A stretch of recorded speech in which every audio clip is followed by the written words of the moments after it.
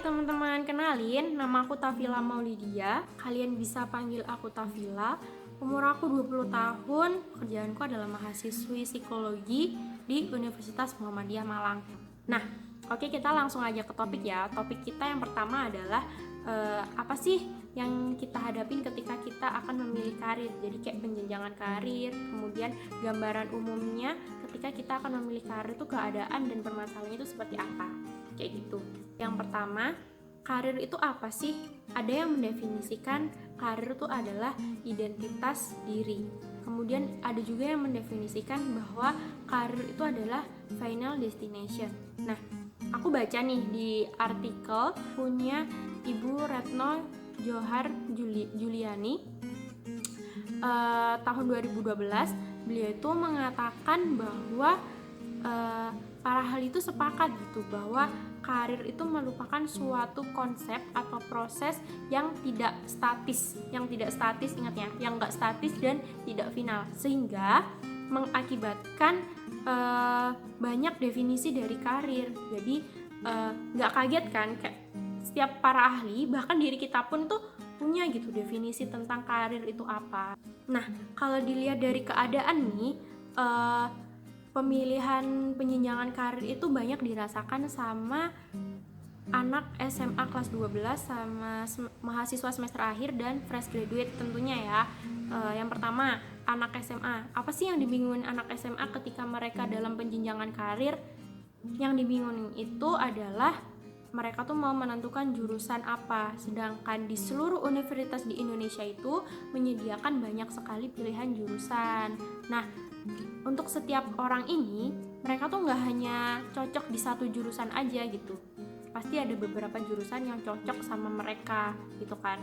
Kayak misalnya aku dulu ngerasa aku cocok nih di jurusan psikologi, tapi aku juga cocok nih di jurusan komunikasi gitu misalnya. Jadi satu orang itu nggak hanya satu aja yang cocok sama jurusannya. Jadi kayak minimal ada 3 jurusan yang cocok sama dia gitu. Kemudian kayak misalnya adik aku nih orangnya minat di seni dan di teknik. Kalau di seni dia pengen ambil seni rupa di kafe. Setelah itu dia pengen ambil tata busana. Alasannya simpel sih sebenarnya kan kalau anak SMA, karena dia ngerasa cocok. Yang pertama, ngerasa itu adalah passionnya. Kemudian yang ketiga adalah ngerasa dia memiliki kemampuan itu. Adik aku memiliki kemampuan untuk editing foto menggunakan aplikasi yang ada di laptop kayak gitu. Kemudian adik aku ngerasa dia tuh pintar ngerancang busana, kayak setiap ada event yang mengharuskan dia untuk membuat suatu baju, dia tuh biasanya rancang sendiri gitu. Terus habis itu ngasih hasilnya dia tuh ke penjahit kayak gitu. Terus teknik sipil atau arsitektur. Nah, alasannya simpel sih sebenarnya. Dia anak SMA kan kayak gitu ya, maksudnya kayak dia masih tahu gambaran-gambaran umumnya, belum tahu realnya gitu. Kalau di jurusan teknik sipil sama si arsitektur ini, adik aku tuh ngerasa bahwa teknik sipil ini ada unsur seni dan ada unsur tekniknya gitu. Jadi kayak menggunakan akal pikirannya dia gitu, kayak masih berhubungan dengan matematika, kimia, fisika kayak gitu-gitu. Adik aku suka kayak jadi dia tuh suka menghitung gitu kan. Terus sama sih kalau di arsitektur kan juga diajarin untuk menggambar. Jadi kayak dia suka perpaduan antara menghitung dan menggambar. Jadi kayak diajarin bagaimana cara teknik-teknik untuk menggambar dan merancang atau merenovasi sebuah bangunan gitu atau infrastruktur kayak gitu. Terus ada lagi nih problematika yang menjadi apa ya, nggak enak lah. Ini yang tadi kan kayak didukung ya sama orang tua, masih kayak yang sekarang itu ketika si anak ingin menjadi A atau si anak ingin memilih jurusan A, sedangkan si orang tua ingin anaknya memilih jurusan B. Nah, itu merupakan ketidakselarasan antara anak dan orang tua. Intinya tentang komunikasi lah. Jadi kemarin aku ada kuliah tamu dari Ibu Dian Retno Sawitri, beliau adalah dosen Undip Universitas Diponegoro. Beliau tuh mengatakan bahwa penting sekali untuk mengkomunikasikan bagaimana jenjang karir kita di masa depan gitu sama orang tua kita. Jadi hal-hal yang semacam itu tadi, kayak yang ketidakselarasan tadi tuh bisa terminimalisir gitu sejak dini gitu kan. Terus habis itu beliau juga mengatakan diambil jalan tengahnya tanpa menyakiti kedua belah pihak. Jadi kayak diomongin baik-baik gitu. Kalau misalnya aku ingin jurusan ini, orang tuanya ingin jurusan ini, kayak pasti adalah kayak ada kan kayak misalnya teknik sipil sama arsitektur itu kan jurusannya kayak agak mirip-mirip gitu kan. Jadi diambil tengahnya yang memiliki unsur kesamaan gitu. Terus kalian buat anak SMA yang bingung untuk penjenjangan karir kalian gimana, kalian tuh sebenarnya bisa banget untuk tes bakat kalian, bakat dan minat kalian itu ada di mana gitu. Ada kok banyak lembaga-lembaga psikologi yang menyediakan tes-tes kayak gitu, banyak banget malahan. Kalau kalian cari misalnya di Google gitu kan, kalian bisa searching. Terus di topik ya ini untuk mahasiswa atau fresh graduate. Nah, permasalahan yang dialami oleh mahasiswa atau fresh graduate itu adalah kebanyakan mengambil lapangan pekerjaan yang sudah ada atau mengambil atau menunggu deh lapangan pekerjaan yang sesuai dengan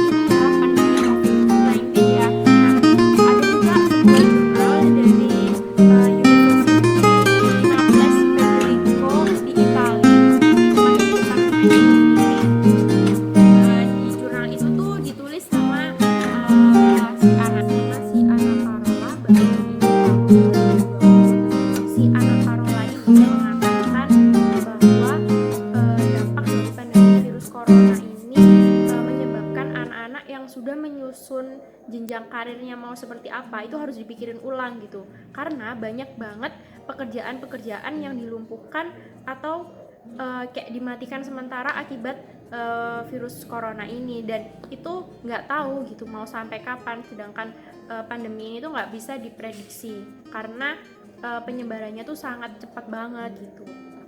Jadi inti dari penelitiannya si Anna Parola ini adalah mengenai perkembangan karir di masa pandemi ini. Nah, jadi gitu ya teman-teman, itu tadi adalah sebagian kecil atau gambaran keadaan ketika kita memilih karir. Jadi teman-teman udah tahu kan kayak gambaran keadaannya ketika kita memilih karir tuh ruwetnya seperti apa. Nah, untuk video selanjutnya bakal ada dua teman aku yang akan menjelaskan mengenai gimana sih gambaran ketika kita di dunia kerja, kemudian tips dan trik ketika kita akan memulai karir itu seperti apa. Terima kasih.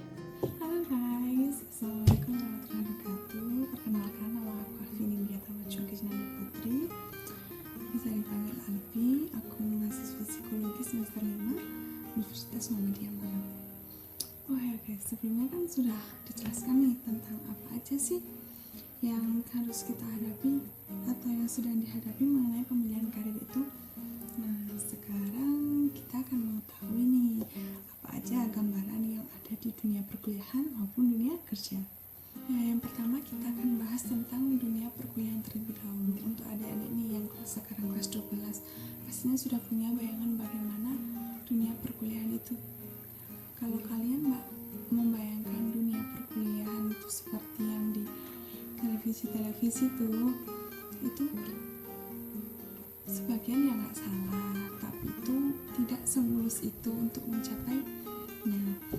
Yang pertama nih kita akan bahas jam kuliah. Nah, jam kuliah ini bermacam-macam. Kalau pada waktu SMA tuh kita akan waktu pelajaran dimulai pukul 7 selesai pukul biasanya jam 12 kita istirahat, terus masuk lagi dilanjut sampai jam 3. Itu pun jam 3 itu bisa kurang atau bahkan lebih sesuai dengan kebijakan sekolah kalian. Akan tetapi untuk kuliah memiliki jam yang berbeda-beda pada saat perkuliahan. Ini ada yang perkuliahan yang dimulai dari pagi, terus siang, sore, ataupun malam. Nah, bisa juga tuh ada dalam satu hari kalian itu cuma satu matkul aja, itu dimulai dari siang, atau bahkan kita kuliah itu hanya dari Senin atau bahkan sampai Kamis doang, kan seperti itu. Nah, untuk pada saat sekolah pelajarannya itu sudah ditentukan dari pihak sekolah, kan tetapi saat kuliah kalian itu akan memilih mata kuliah yang akan kalian ambil pada setiap semesternya. Nah, untuk maba nih, itu tuh pasti kampus akan menyediakan paket mata kuliah agar tidak membingungkan kita dalam memilih mata kuliah yang akan kita tempuh. Nah, pada saat satu semester itu, tak hanya itu juga, mata kuliah itu kita bisa kita tuh bisa ngambil, kita bisa nunda, atau kita itu sesuai dengan kita gitu loh. Bahkan kita itu bisa mengambil mata kuliah kakak tingkat. Nah, seperti itu. Maksudnya itu ada tiap mata kuliah ada jumlah SKS. Kalian pasti pernah dengar apa itu SKS, dan ada pula yang belum pernah dengar sama sekali kan. Nah, apa sih SKS itu? SKS itu adalah satuan kredit semester. Untuk mahasiswa yang mengambil S1 itu tuh diwajibkan minimal 144 SKS. Jumlah SKS ini tuh tergantung dalam jurusan atau fakultas kalian masing-masing ya. Nah, setiap mata kuliah itu jumlah SKS-nya tuh berbeda-beda, nggak sama. Ada yang 1 SKS, 2 SKS, 3 SKS, atau 6 SKS. Nah, waktu untuk mata kuliah 1 SKS itu berlangsung selama 50 menit. Jadi kalau kalian ada 3 SKS, berarti kalian itu waktu pembelajaran itu ada 150 menit. Itu pun seterusnya. Kalau yang 6 SKS itu biasanya nggak langsung sih, satu pertemuan 6 SKS itu nggak langsung. Itu ya bisa bosen juga kalau seperti itu. Nah, kalau yang 6 SKS ini biasanya dibagi 2 pertemuan dalam 1 minggu. Seperti itu. Nah, yang selanjutnya dari jumlah orang yang di dalam kelas. Untuk kalau di sekolah itu biasanya kan paling banyak satu kelas itu 35 atau bahkan 40 orang. Nah, kalau di dalam dunia perkuliahan itu walaupun banyak sih, bisa sampai 60 orang, tapi itu juga kita tuh ada kelas-kelas kecil gitu loh, jadi ada sampai yang 15 sampai 20 orang saja. Dan ya itu, kalian tuh bisa memungkinkan bakal ngerasain kelas yang super gede. Kalian tuh yang isinya lebih dari 100 mahasiswa. Kalau seperti itu biasanya ada kegiatan yang namanya kuliah tamu. Kuliah tamu itu bisa diikuti satu angkatan. Jadi bayangin satu angkatan kalian tuh sekelas, jadi satu kelas gitu. Nah, kebanyakan SMA kan kelasnya itu kayak itu aja gitu loh, dari kelas 1 sampai kelas 3 ya itu terus. Nah, pas kuliah itu kita itu bisa pindah-pindah kelas sesuai dengan mata kuliah. Kita bisa juga loh nggak sekelas sama teman seangkatan, kita bisa sekelas sama cutting yang dia ngulang atau bahkan baru ngambil mata kuliah tersebut. Dan bahkan kita juga bisa satu kelas sama adik tingkat. Nah, adik tingkat ini seperti yang saya bilang tadi, dia mengambil mata kuliah dari cutting. Nah, seperti itu. Yang sama sih praktikum. Nah, dari praktikum waktu SMA sih mungkin dari segi materi, mengerjakan tugas dan praktikum itu biasanya dilakukan bersama-sama. Namun untuk di universitas, praktikum ini dilakukan di kelas yang berbeda. Kelas kuliah itu di mana kelas kuliah dan kelas praktikum. Kelas kuliah itu di mana kelas yang isinya itu hanya kita mendapatkan materi dari dosen. Namun selain diberikan materi, kita juga ada kuis. Nah, kuis ini tuh kalau di SMA semacam kayak ulangan harian kayak gitu. Kita tuh kayak apa ya, dosen itu mengetes apakah kita tuh sudah memahami dari materi yang disampaikan. Biasanya tuh kuis itu disampaikan sebelum sebelum pembelajaran untuk materi selanjutnya. Jadi kita refresh materi yang sebelumnya, kita diadakan kuis itu untuk mengevaluasi apakah kita memahami dengan baik atau enggak. Untuk kelas praktikum itu sendiri, kelas di mana kita melakukan praktek sesuai dengan jurusan yang kita ambil. Praktikum ini biasanya dilakukan di laboratorium, di lapangan, dan juga sebagainya seperti itu. Untuk yang selanjutnya ya, dari segi tugas. Kalau tugas nih, pasti berbeda sekali dari dunia sekolah. Tugas kalau sekolah itu kayak kita bisa mengerjakan hari ini dikumpul, pagi tadi tuh kita bisa mengerjakan gitu loh untuk sekolah. Apalagi kalau sekolah kan kita bisa dari website, kita tinggal kopas-kopas, terus untuk daftar pustakanya kita tinggal ambil link yang di atas itu. Nah, berbeda sekali kalau kita sudah memasuki dunia perkuliahan.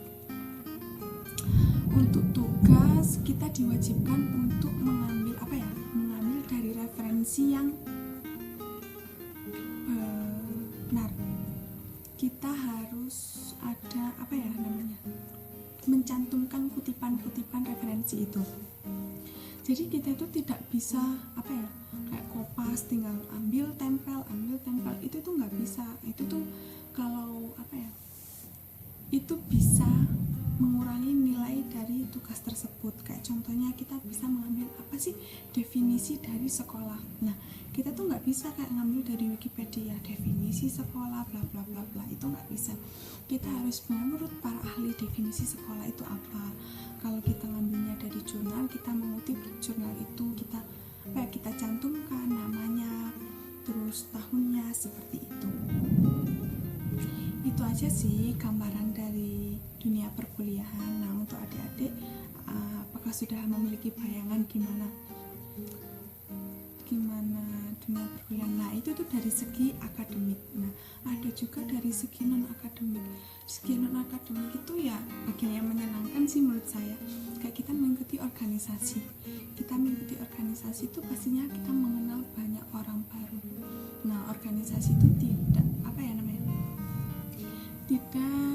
selalu dari kelas kita sendiri gitu loh. Kita organisasi ya kita dari kelas-kelas lain. Ada juga bahkan kita lingkupnya selingkup universitas. Jadi kita dari fakultas-fakultas lain kita sharing tentang mata kuliah, ataupun ada mata kuliah yang hampir sama, kita bisa menanyakannya, bertukar pikiran. Nah, untuk yang bisa apalagi kita ini kalau untuk lingkup universitas kan luas. Kalau sekolah kan mungkin dari lingkungan, mungkin dari kayak contoh nih, kita dari Sidoarjo, pasti itu kita lingkupnya ya anak-anak Sidoarjo itu sendiri lah. Dari lingkup dari universitas itu, kita itu lingkupnya luas banget, bahkan se-Indonesia bisa dari anak Sumatera, Kalimantan, Sulawesi, bahkan Papua. Ada juga yang bahkan dari luar. Itu tuh kita bisa bertukar pikiran, kebiasaan mereka, tradisi mereka, terus bahkan kita itu ada yang bisa sharing makanan gitu loh. Kita tukeran makanan asal makanan asal. Seperti itu tadi gambaranmu mengenai dunia perkuliahan. Yang selanjutnya adalah gambaranmu mengenai dunia kerja. Dunia kerja adalah sesuatu yang tidak bisa dipisahkan dengan kehidupan manusia. Oleh karena itu bisa dikatakan dunia kerja itu adalah kebutuhan primer bagi kehidupan manusia. Dunia kerja adalah dunia yang penuh dengan tanggung jawab, disiplin, dan kerja keras. Dilansir oleh liputan6.com, ada beberapa hal yang harus kita ketahui mengenai dunia kerja itu sendiri. Nah, hal-hal itu adalah bekerja keras, sikap profesional, open-minded, on time, integritas, social life, dan tidak ada instan. Yang pertama adalah bekerja keras. Ketika kita memasuki dunia kerja, hidup kita akan sedikit berbeda. Nah, kita oleh karena itu kita harus lebih bisa beradaptasi dengan lingkungan baru atau suasana kerja yang itu tersebut. Yang selanjutnya sikap profesional.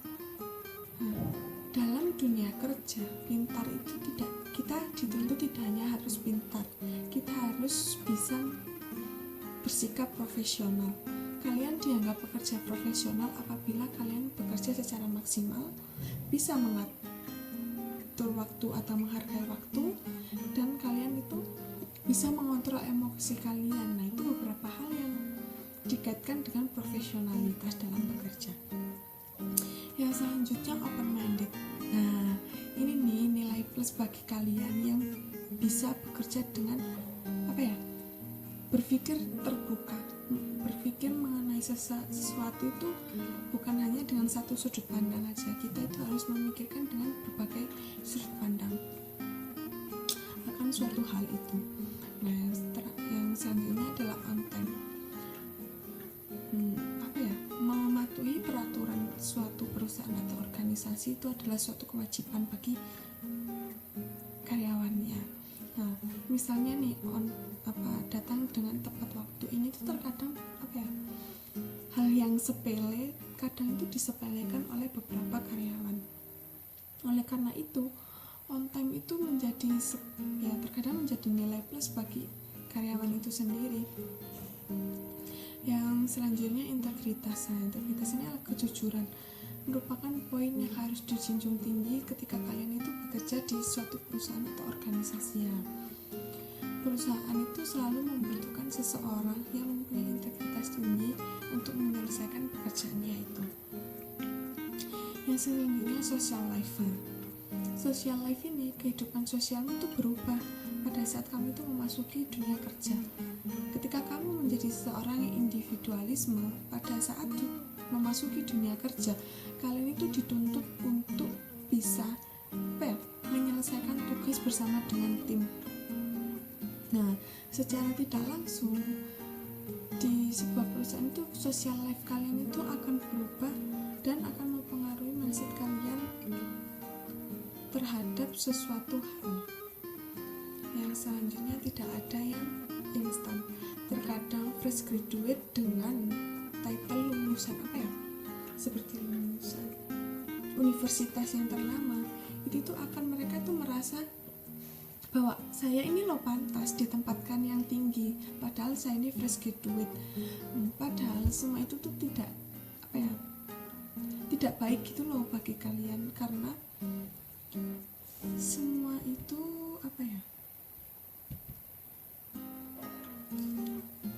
semua itu memerlukan proses. Kita itu harus memulainya dengan dari bawah, terus ketika kita dari bawah, kita itu harus menunjukkan bagaimana apakah kita pantas sih di posisi itu, ya dengan cara kita tuh harus memiliki pengalaman. Terus pengalaman ini kalau kita memiliki pengalaman yang baik, maka itu di pekerjaan yang selanjutnya itu kita bisa menduduki sesuai dengan apa yang kita inginkan.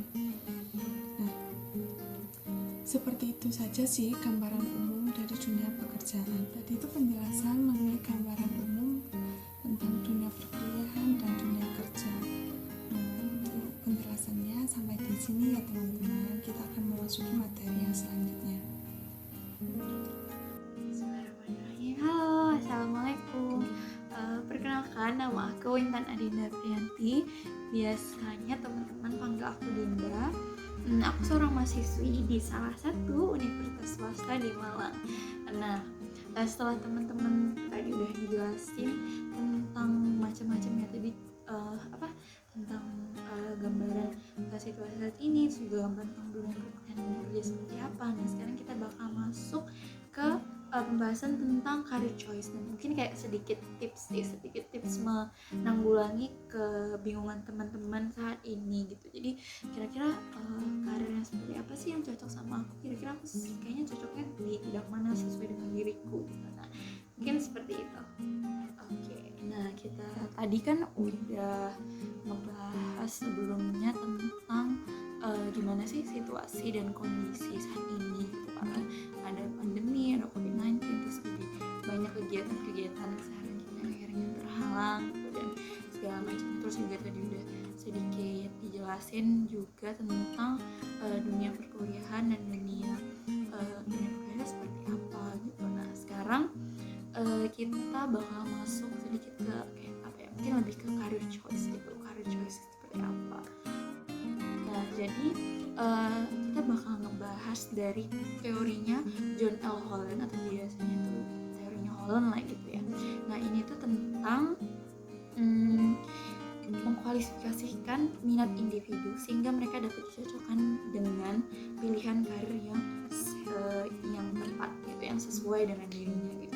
Nah, namanya itu adalah research. Itu tuh stand for R itu buat realistic, habis itu investigatif, I itu buat investigatif, kalau A itu buat artistic, habis itu kalau S itu buat social, terus kalau buat A itu buat entrepreneuring, terus buat yang keenam itu C itu buat konvensional. Nah ini tuh jadi Holland itu mengkualifikasikan gambaran mungkin minatnya itu, minat seorang itu seperti apa gitu, mereka merasa cocoknya seperti apa. Nah mungkin teman-teman di sini udah ada yang punya mengkualifikasikan dirinya kayak kayaknya aku nggak cocok deh kalau misalnya suatu saat itu kerja di dalam ruangan duduk berjam-jam gitu menghadap komputer dan hal sebagainya. Kayaknya aku lebih cocok kerjanya itu di luar ruangan gitu, yang banyak beraktivitas langsung gitu, yang membutuhkan tenaga dan membutuhkan alat-alat tertentu untuk mengerjakannya gitu. Nah mungkin ya, ini mungkin aja. Nah jadi kita bakal bahas itu satu-satu. Nah jadi untuk yang pertama itu ada realistik. Nah realistik ini, mereka yang realistik ini lebih suka aktivitas-aktivitas yang di luar ruangan. Misalnya mereka itu sukanya hal yang praktis, yang membuat, merakit, habis itu juga apa ya, mereka membangun sesuatu gitu dengan menggunakan atau mengoperasikan peralatan atau mesin. Nah, jadi mereka suka hal yang apa ya, yang langsung kegiatannya gitu, yang udah ada, mereka suka merakit, membuat sesuatu, dan itu ada mesinnya gitu. Nah itu gambaran halus itu, mereka itu biasanya orang-orang yang realistik ini, kalau kata Holland itu mereka itu shy itu maksudnya pemalu mungkin ya, stable, sama orangnya praktikal. Nah habis itu kalau mungkin nih pekerjaan yang sesuai dan mungkin jurusan yang sesuai dengan orang-orang yang seperti ini tuh seperti apa gitu. Nah mungkin orang-orang seperti ini itu lebih cocok dengan kayak misalnya teknikal gitu, atau dia habis itu dia mungkin lebih cocoknya ke arah insinyur, terus personil, angkatan bersenjata, teknis dan mekanik gitulah ya, yang pokoknya yang berhubungan dengan pekerjaannya itu yang dia membangun, merakit, dan kerjaan itu di luar ruangan gitu. Bisa juga sih mungkin teknisi komputer, pemadam kebakaran mungkin. Nah itu tadi buat realistik. Terus selanjutnya buat investigatif. Oke, investigatif. Nah orang-orang yang investigatif ini punya gambaran yang mereka tuh menyukai aktivitas kerja yang berkaitan dengan observasi, menganalisis, habis itu meneliti dan bereksperimen. Nah serta mereka tuh suka memecahkan masalah gitu loh, yang membutuhkan pemikiran yang mendalam dari analisis dan observasinya tadi gitu. Nah mereka biasanya orang-orang yang kayak gini tuh mereka orangnya analytical, habis itu juga independen. Nah habis itu gimana pekerjaan yang sesuai dan hal sebagainya dengan gambar investigatif ini tadi. Nah mungkin mereka cocok di bidang-bidang ilmu pengetahuan, cocok di pekerjaan medis dan kesehatan gitu, mungkin dokter, atau mungkin juga orang-orang seperti ini bisa juga cocok di bagian di psikologi gitu. Psikologi, karena kan psikologi gitu. Mereka suka suka mengobservasi, suka menganalisa gitu loh, suka juga memikir mendalam tentang hal ini gitu loh. Terus itu juga mungkin bisa teknis di bidang di teknisi laboratorium gitu lah ibaratnya. Nah terus untuk yang selanjutnya tadi udah investigatif, sekarang untuk artistik. Nah, untuk artistik ini mungkin lebih ke seni gitu. Mereka menyukai aktivitas kerja yang berhubungan dengan seni, pertunjukan yang bisa merealisasikan nih imajinasi mereka seperti apa, dan mereka bisa menggambarkan kreativitas mereka gitu. Nah mereka hal-hal artistik dari yang hal-hal benda, objek seperti bentuk, desain, dan pola-pola gitu. Nah itu untuk artistik. Mereka juga biasanya orang-orang yang artistik ini mereka itu orangnya sociable dan kooperatif gitu. Nah untuk pekerjaan yang sesuainya untuk artistik ini mungkin mereka jadi ilustrator, arsitek, habis itu juga penulis lagu atau pemain instrumen, aktor, reporter, dan masih banyak lagi. Pokoknya yang mereka itu berhubungan dengan yang bisa menyalurkan kreativitas dan imajinatif mereka gitu. Nah itu tadi untuk artistik. Sekarang kita beralih ke sosial. Nah sosial ini biasanya orang-orang yang sosial ini menyukai gambarannya, maksudnya mereka menyukai aktivitas kerja yang berhubungan dengan orang untuk mengajar, melatih, habis itu juga memberi informasi, menyembuhkan, melayani, dan juga membantu individu lainnya gitu. Nah mereka yang sosial ini biasanya mereka itu seorang yang praktikal dan efisien gitu. Nah untuk pekerjaan yang sesuainya mungkin cocok di bidang ya kerja di kayak guru, perawat, konselor, habis itu pekerja sosial kayak relawan gitu. Habis itu juga mungkin cocok juga di psikolog nih, karena mereka suka membantu orang lain, habis itu menyembuhkan dan memberikan informasi, melatih. Bisa juga nih mereka juga cocok di bagian HRD, pelatih atau instruktur. Nah itu tadi buat social. Sekarang yang selanjutnya itu ada enterprising. Nah enterprising ini digambarkan orang-orang yang suka di bidang bisnis, nah atau kegiatan yang bersifat persuasif seperti menunjukkan dan meyakinkan orang lain hingga memimpin atau mengatur orang lain untuk mencapai tujuan dan keuntungan organisasi. Nah itu tadi untuk orang enterprising, gambarnya seperti itu, dan mereka itu biasanya orang-orangnya ambisius dan juga energetik gitu. Nah untuk pekerjaan yang sesuai dengan yang penggambaran tentang enterprising tadi, mungkin mereka cocok di kayak jadi pengacara, politisi, pemilik bisnis atau berwirausaha gitu. Habis itu juga mereka cocok di atau jadi manajer, supervisor. Habis itu apalagi? Habis itu juga mungkin cocok nih mereka jadi MC atau moderator, karena mereka kan suka nih meyakinkan orang lain. Ketika mereka berbicara tuh orang itu bisa melihat ke fokus ke mereka gitu. Nah seperti itu. Habis itu jadi untuk enterprising yang terakhir itu ada konvensional. Nah untuk konvensional ini mereka itu menyukai aktivitas kerja yang melibatkan perorganisasian data. Nah mereka suka berhubungan dengan data, akurasi data. Habis itu yang bersifat itu rutin, dan juga mereka itu suka bekerja yang udah ada prosedur standar yang jelas. Jadi mereka suka halnya itu udah jelas gitu loh, ketika ada punya ini dan harus dikerjakan seperti ini. Nah itu untuk orang-orang konvensional. Nah, mereka biasanya orang-orang seperti ini mereka itu orangnya imajinatif dan idealis gitu. Nah untuk pekerjaan yang sesuainya konvensional ini mungkin cocok nih di bagian akuntan, jadi sekretaris, resepsionis, pekerja kantoran atau pustakawan yang berhubungan dengan buku-buku yang udah ada kode-kode tertentunya. Habis itu bisa jadi PNS, admin, atau pramuniaga gitu. Nah itu tadi untuk untuk dari gimana sih kata Holland gitu. Itu tuh bisa dikualifikasikan dari research ini tadi, realistic, investigatif, artistic, social, enterprising, dan juga konvensional. Itu tadi dari Holland. Nah, apa saja sih jadi proses-proses orang itu bisa sampai di sini gitu? Itu bisa jadi dari faktor genetik, sama habis itu juga mereka punya kemampuan khusus ini gitu. Nah, habis itu yang kedua ada keadaan, peristiwa dan lingkungan tumbuh dia itu seperti ini gitu. Mungkin karena orang tuanya kerja sendiri, jadi dia udah biasa dengan hal seperti ini gitu. Habis itu maksudnya udah familiar gitu.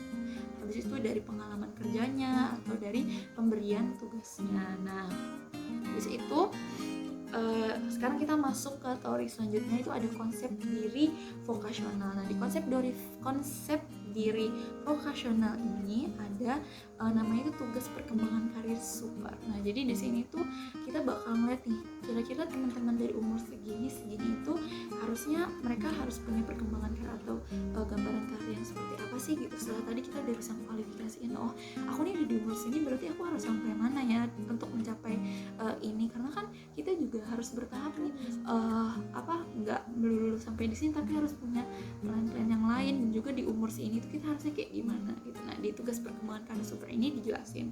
Jadi yang pertama itu ada kristalisasi. Nah, ini dari umur 14 sampai 18 tahun. Biasanya kan umur-umur segini itu mungkin baru masuk baru masuk SMA atau udah mau lulus dan mau masuk ke perguruan tinggi. Nah, orang-orang yang kristalisasi atau di umur 14 sampai 18 tahun ini tuh mereka itu udah menyusun atau setidaknya memiliki pandangan umum berkaitan dengan proses pemilihan karir. Nah, pemilihan karirnya itu udah seperti apa gitu. Paling nggak mereka udah punya pandangan umum nih.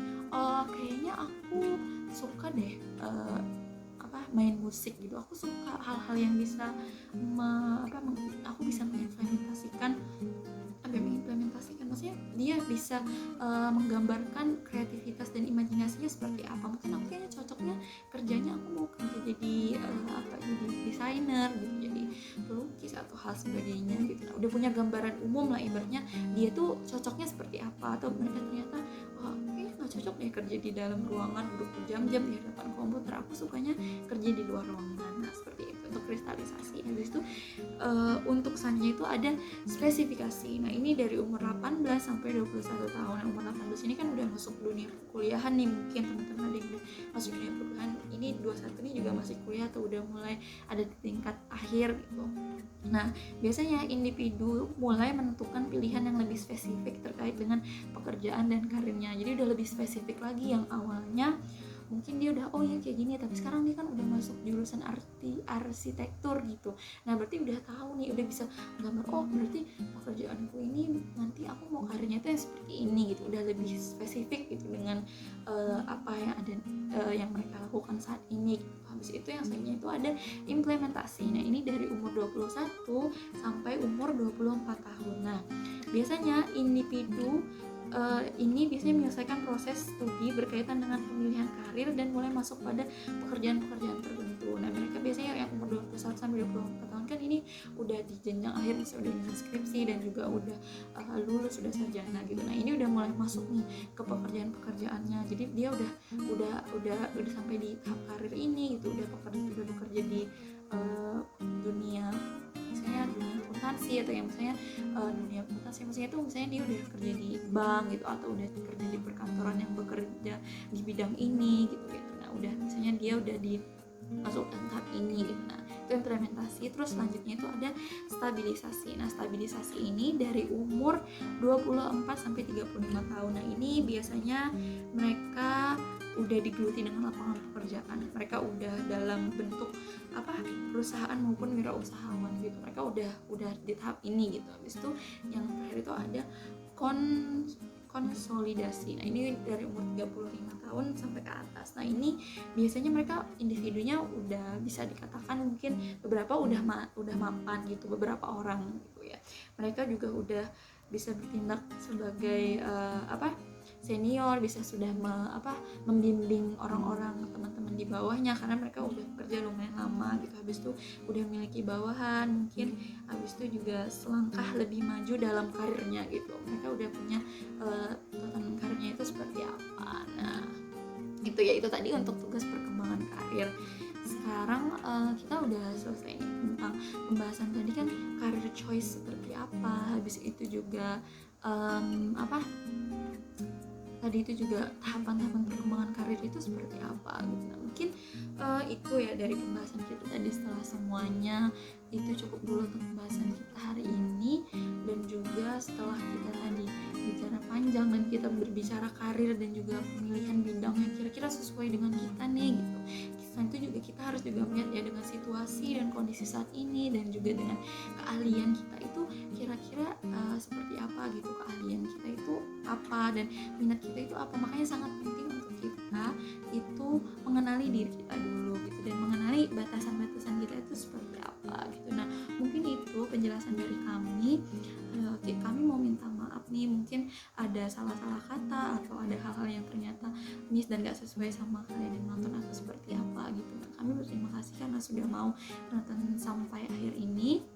Mohon maaf sekali lagi jika ada salah kata atau ada salah penggambaran atau seperti apa. Kami menerima kritik dan saran seperti itu. Nah, mungkin itu dulu untuk pembahasan kita hari ini. Ketemu lagi di pertemuan selanjutnya dengan pembahasan yang mungkin lebih menarik lagi dan lebih bisa bantu teman-teman. Mungkin itu dulu dan terima kasih. Dadah.